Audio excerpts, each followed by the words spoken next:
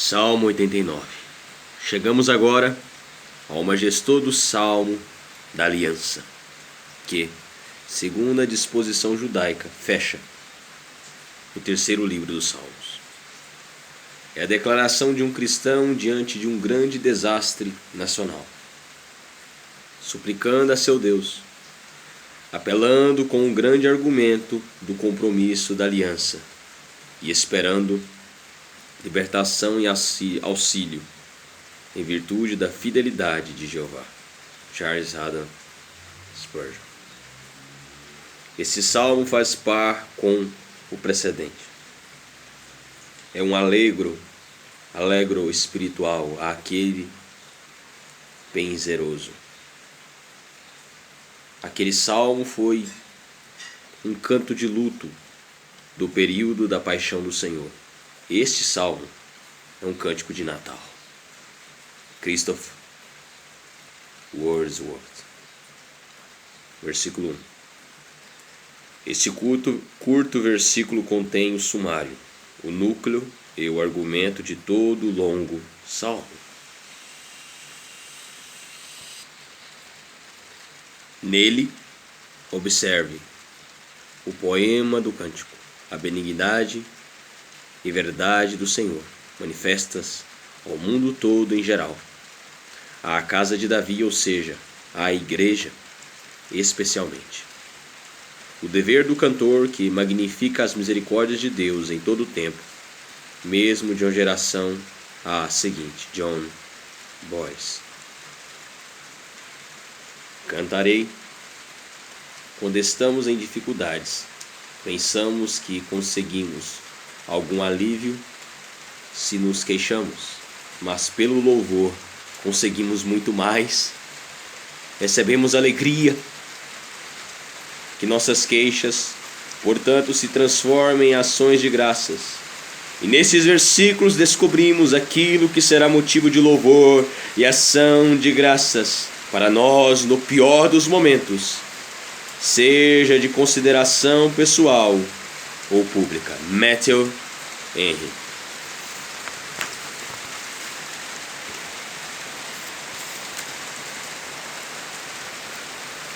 Os meus lábios proclamarão a todas as gerações a tua fidelidade, porque Deus é e sempre será fiel. Temos um tema para um cântico que não será retrógrado para as futuras gerações, nunca será esgotado, nunca refutado, nunca desnecessário, nunca será um tema inútil e sem valor para a humanidade. Charles Haddon Spurgeon. O autor ouviu louvores contínuos de uma língua corroída pela metade por um câncer. Que uso, amado leitor, você tem feito de sua língua? Philip Bennett Powell. Versículo 2. A benignidade está fundada para sempre.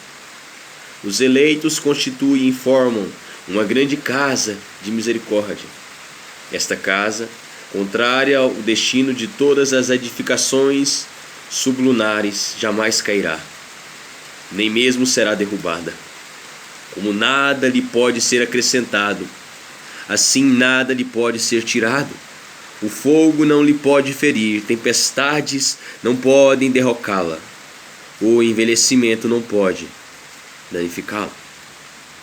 Está firmada em uma rocha e é imóvel, como a rocha em que se firma, a rocha tríplice do inviolável decreto de Deus, da redenção consumada de Cristo e da fidelidade do Espírito que jamais falha. Augustus Montague Toplady.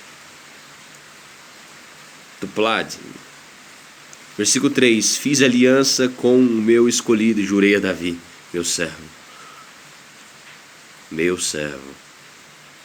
Em Cristo Jesus há uma aliança estabelecida com todos os escolhidos do Senhor. E eles são guiados pela graça a serem servos do Senhor, e então são ordenados reis e sacerdotes por Cristo Jesus. Como é doce ver o Senhor, não apenas fazendo uma aliança, mas sendo fiel a ela posteriormente, e dando testemunho do seu próprio juramento. Isso deve ser solo, firme para a fé e Etan o Ezraíta, Evidentemente assim pensava Charles Haddon Spurgeon. Versículo 5. As tuas maravilhas. É salvação maravilhosa. É salvação tal que os anjos desejam intrometer-se nela. É salvação tal que todos os profetas desejam intrometer-se nela. São quase 6.000 anos desde que todos os anjos do céu caíram em um mar de encanto por esta grande salvação. São quase 6.000 anos desde que Abel caiu em um mar de encanto por esta grande salvação. E o que pensam vocês sobre a prática de Abel atualmente? Ele ainda se encanta com essa grande salvação. Andrew Gray. Versículo 6. Pois quem é comparável? Os holandeses traduziram esta palavra como: quem pode ser sombreado por ele? Ou seja, não são dignos de serem considerados sombras quando comparados com ele. Thomas Goodwin. Versículo 7. Deus é sobremodo tremendo na Assembleia dos Santos. Esses santos dele que caminham próximos a ele têm um poder intimidador em sua aparência. Apelo às concupiscências culpadas, aos apóstatas, aos professos que têm assombros secretos de perversidade. Algumas vezes, quando você se aproxima de alguém que é verdadeiramente gracioso e piedoso, sobre quem sua consciência afirma caminhar próximo a Deus, não é verdade que simplesmente olhá-lo o aterroriza? Jeremiah Burroughs. E temível sobre todos os que o rodeiam. Quanto mais perto estão, mais adoram. Se simples criaturas são afetadas pela reverência, os cortesãos e favoritos do céu devem ser ainda mais reverentes na presença do grande rei. Os filhos de Deus são aqueles que oram mais sinceramente. Santificado seja o teu nome. A irreverência é rebelião. Charles Haddon Spurgeon. Versículo 14. Justiça e direito são o fundamento do seu trono. Agora o salmista declarou que a justiça e o direito são os pilares em que o trono de Deus se coloca. Como Calvino os expôs, o manto e o diadema, a púrpura e o cetro, os enfeites com os quais o trono de Deus é adornado. George Swinnock. Justiça, que defende os seus súditos e age justamente com todos. Direito, que restringe rebeldes e evita danos. Graça, que demonstra compaixão, perdoa, suporta o fraco. Verdade, que executa tudo o que ele promete. William Nicholson. Graça e verdade te precedem. Desta forma, o poeta cantou as glórias do Deus de aliança. Era adequado que, antes de derramar seu lamento, ele deveria registrar o seu louvor, para que sua tristeza não esmorecesse sua fé. Antes que debatamos nosso caso diante do Senhor, é imperativo que reconheçamos que sabemos que Ele é soberanamente grandioso e bom, independentemente da estética da sua providência. Esta é a direção que todo homem sábio escolherá, se desejar obter uma resposta de paz no dia da angústia. Charles Haddon Spurgeon. A verdade se coloca diante da face de Deus, porque Deus sempre a mantém diante de seus olhos, para desta forma moldar as suas ações. Pindar chama a verdade de filha de Deus.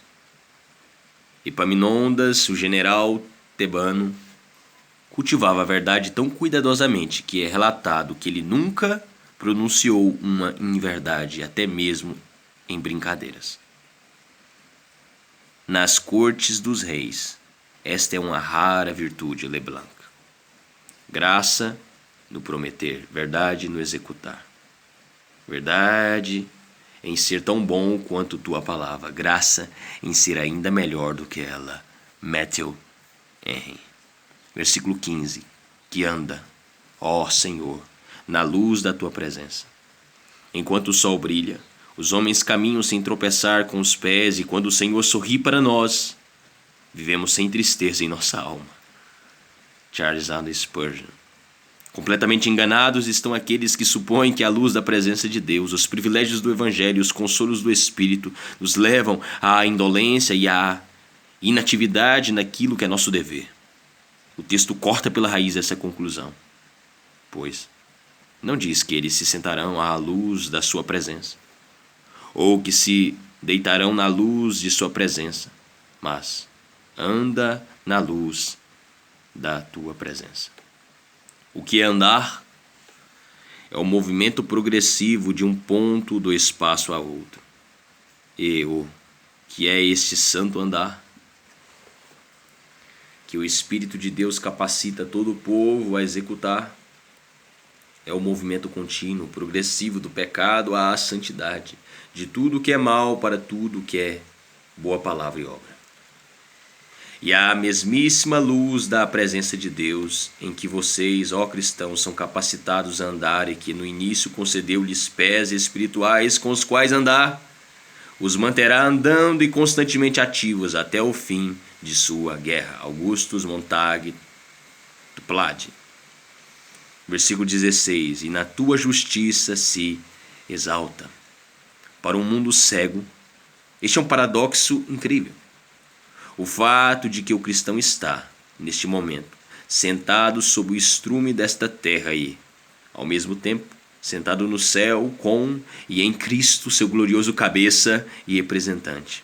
Efésios 2:6. Ebenezer Erskine. Versículo 19.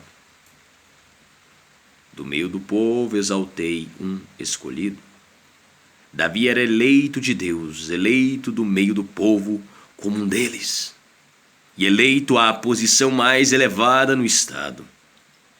Em sua extração, eleição e exaltação, ele foi um tipo eminente do Senhor Jesus, que é o homem do povo, o escolhido de Deus e o rei de sua igreja. Exaltemos a quem Deus exalta.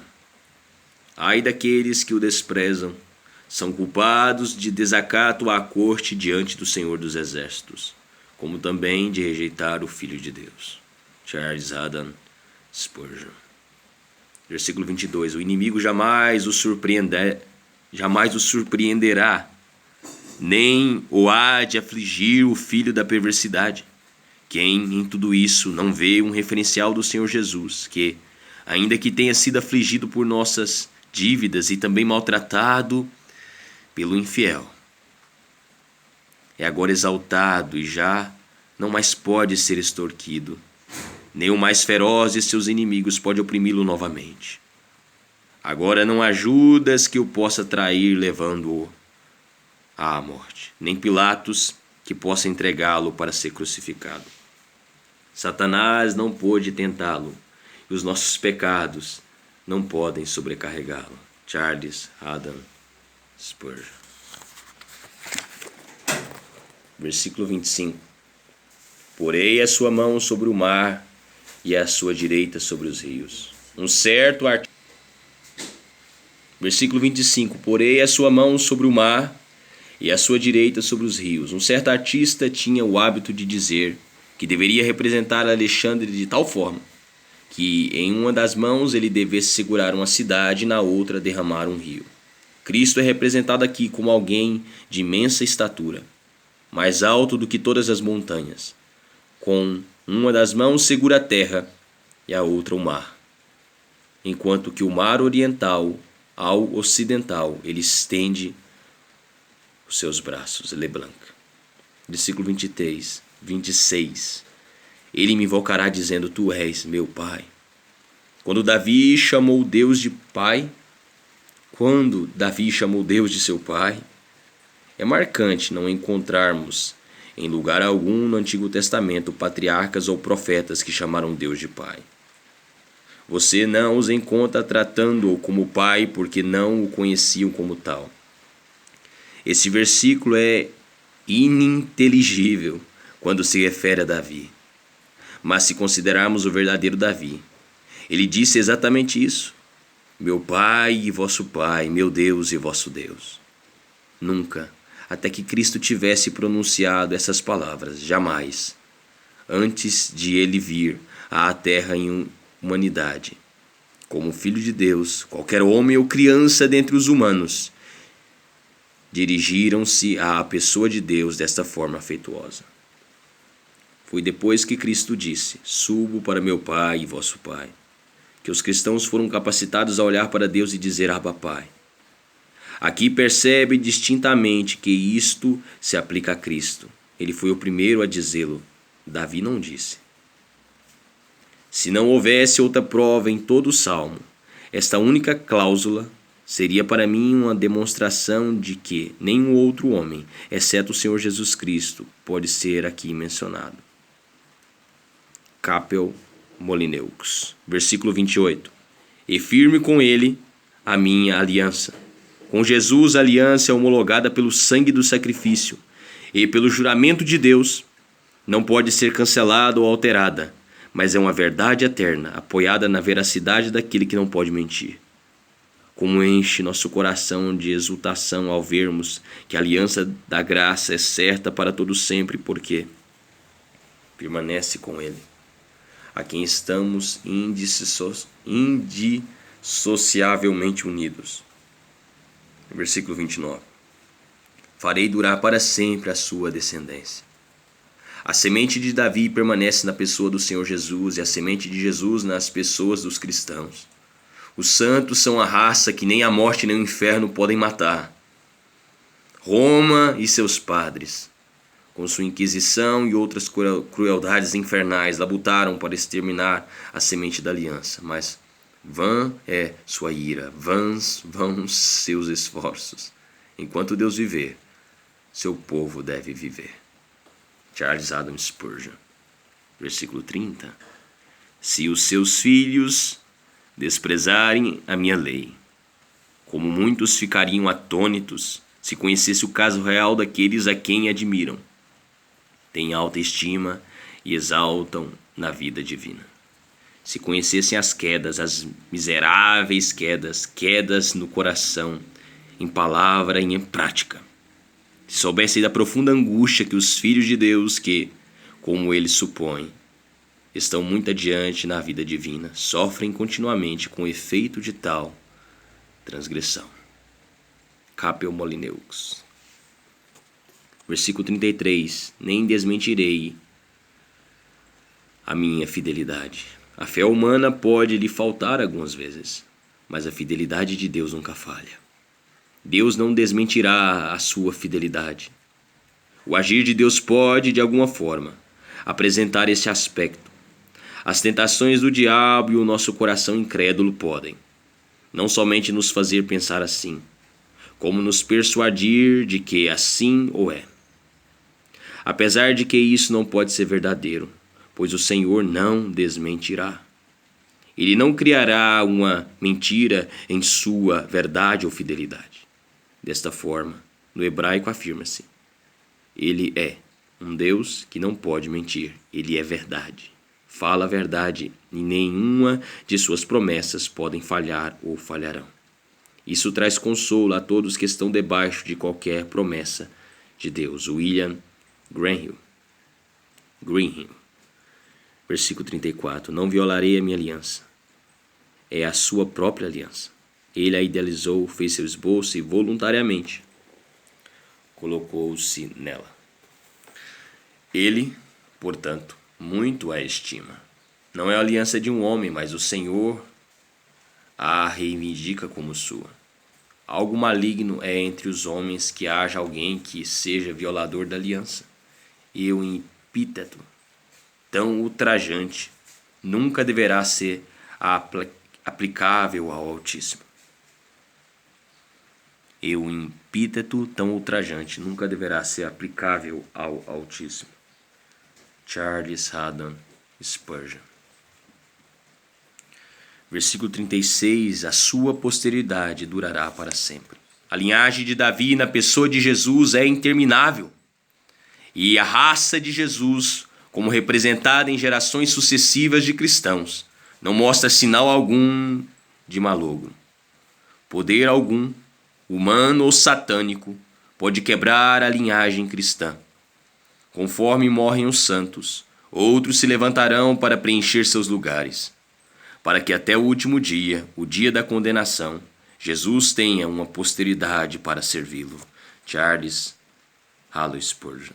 Versículo 37. E fiel como a testemunha no espaço, diz-se que os judeus, quando contemplam o arco-íris, bendizem a Deus, que se lembra de sua aliança e é fiel à sua promessa.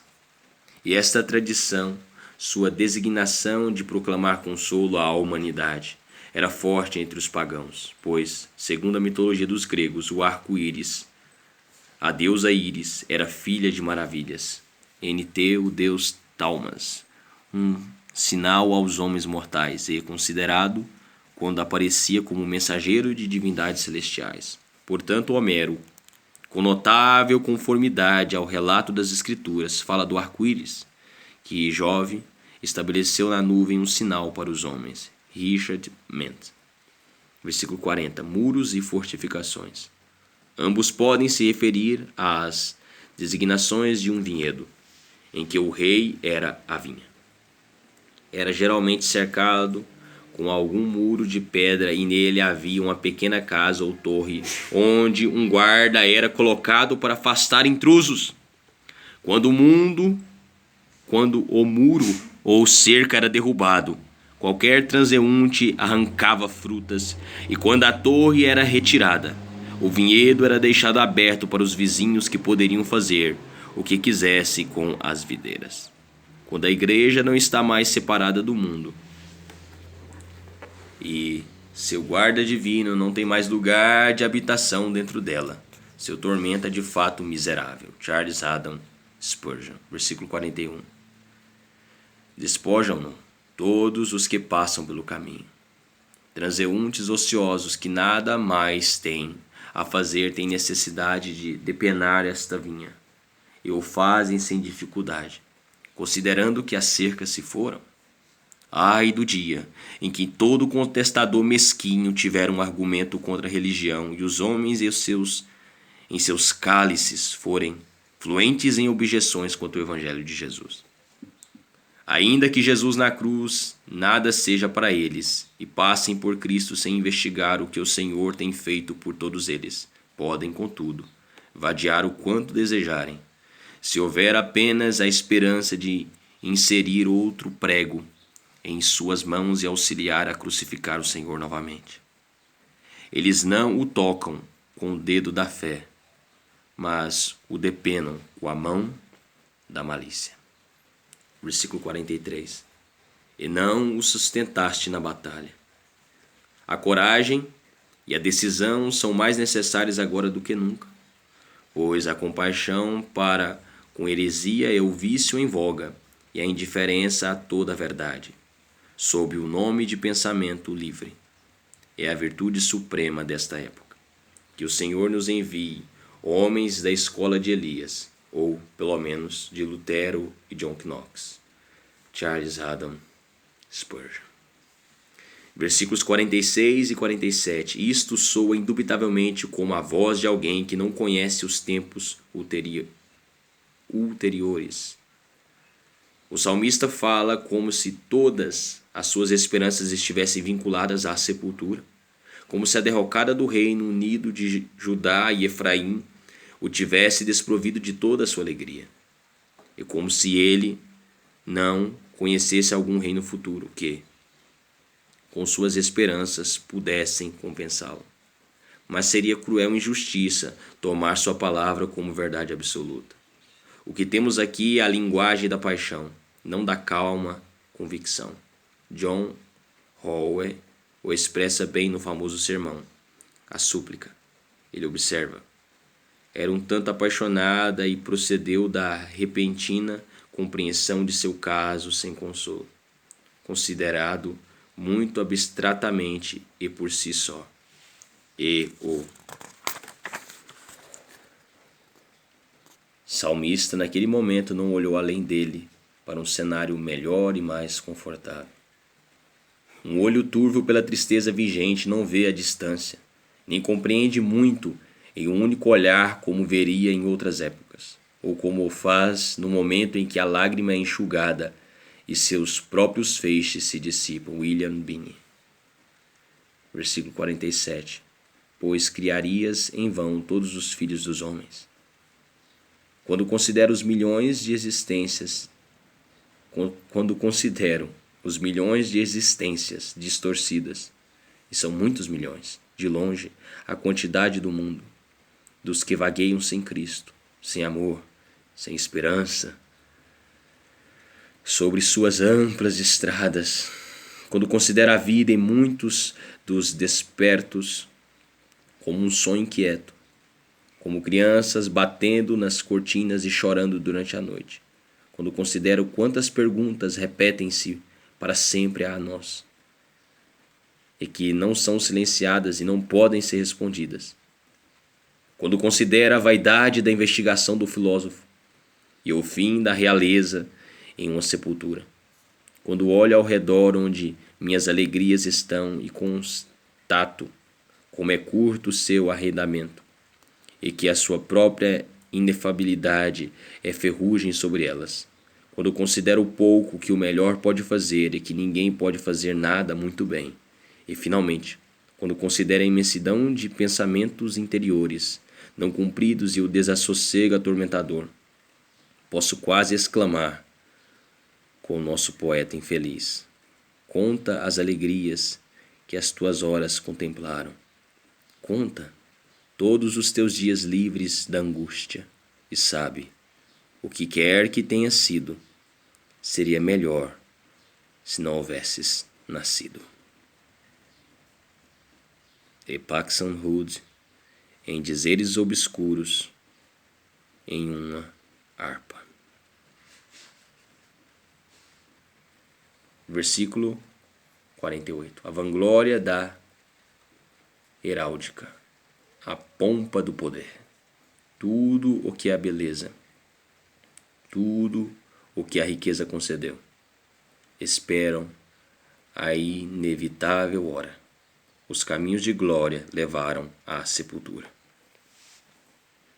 Pode a lendária urna ou o busto animado, de volta às suas mansões, reavivar o sopor fugaz. Pode a voz da honra provocar a poeira silenciosa, ou a bajulação acalmar o frio, e languido ouvido da morte, ou a bajulação acalmar o frio, e languido ouvido da morte. Thomas Gray. Versículo 51.